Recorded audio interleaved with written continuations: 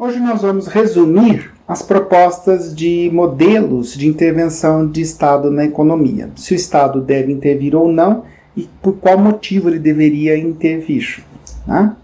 Aqui no nosso infográfico, a gente pode dividir em três grandes linhas. Uma linha aqui, que é uma linha histórica, em que a gente vai, na verdade, falar do passado, das monarquias do passado.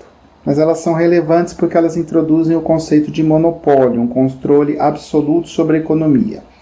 E depois, aqui são as três perguntas-chave que estão aqui em cima, e depois a divergência entre o Estado liberal e os Estados de tipo socialistas.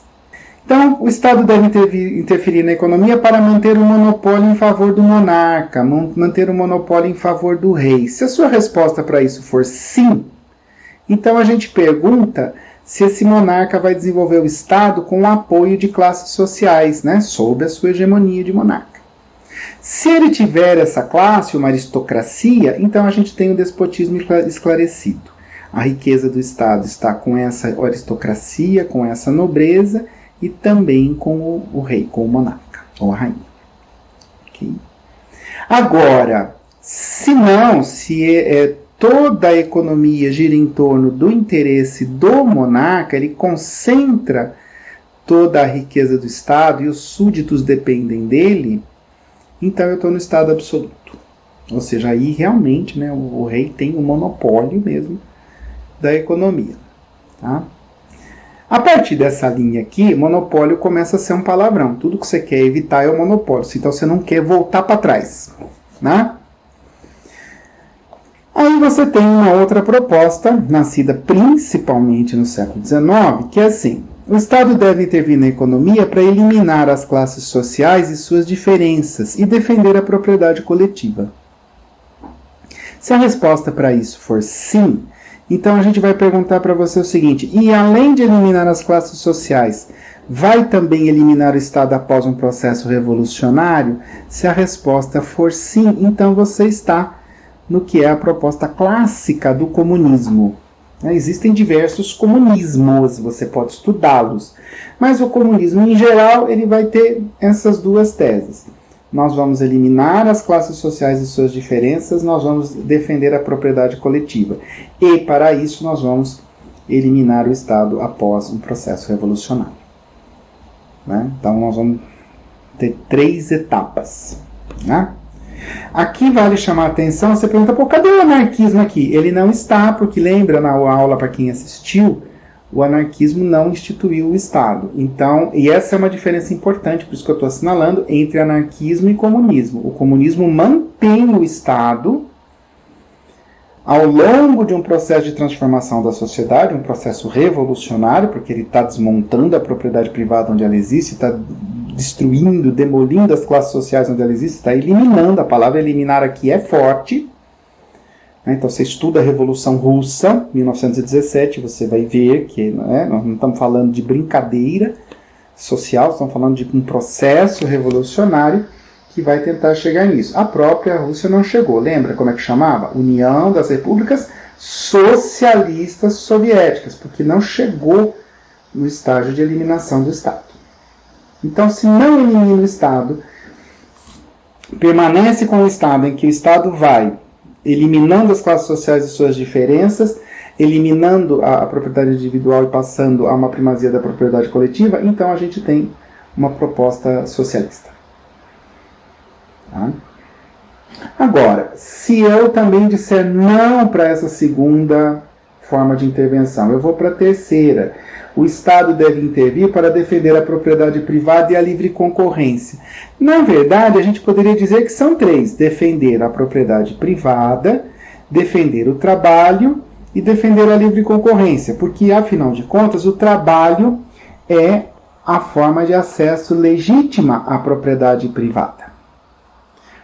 Mas acontece que aqui nós não estamos falando de como é que eu chego na propriedade privada, mas de por que o Estado deve intervir na economia. Então, alguns respondem que não, que o Estado não deve intervir para defender o trabalho como base da propriedade privada. O problema do trabalho é um problema pessoal, individual do cidadão.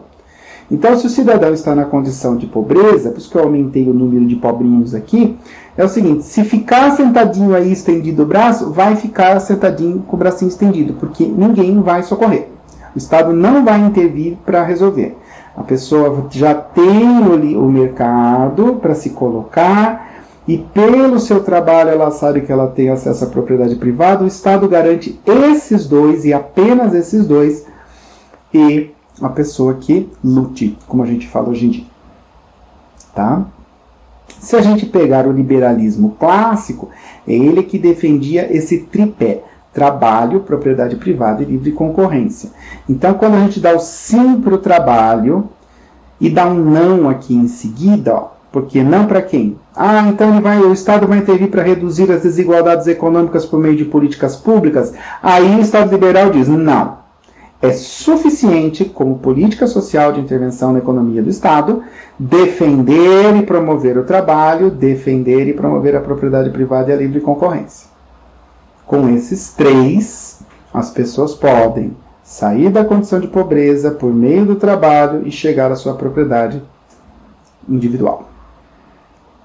Esse é o Estado liberal clássico.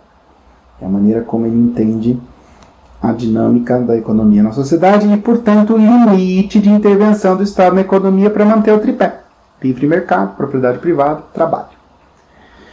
Se eu entender que precisa de outras políticas públicas além da defesa desses três do pilar liberal, então eu estou no estado do bem-estar social. Então aqui eu vou ter políticas que atendem as desigualdades. Então eu tenho lá a defesa da propriedade privada, a pessoa pelo trabalho chega na propriedade privada, mas se ela precisa de outros recursos, outras políticas, o Estado vai atender. Então o Estado está bem representado aqui. Né? Então ele é um mediador dessas políticas públicas. E aí ele responde assim, então eu tenho maior intervenção no Estado do bem-estar social e uma proposta de intervenção mínima no Estado neoliberal, com aí um meio termo no Estado liberal. Tanto no comunismo como no socialismo eu tenho uma forte intervenção do Estado na direção, então, da eliminação das classes sociais, se for o caso da eliminação do Estado, se for o caso a defesa da propriedade coletiva. E lá, no passado, o Estado absoluto e o despotismo esclarecido, sempre intervindo de uma maneira forte ou em favor de uma oligarquia, de uma aristocracia, de um rei e seus aristocratas, ou só em favor do rei no Estado absoluto. Essas são aí as formas de intervenção possíveis, ou propostas de intervenção na economia possíveis. Deixar desenhadinho aqui o neoliberal também, e fechamos o nosso trabalho de hoje. Obrigado.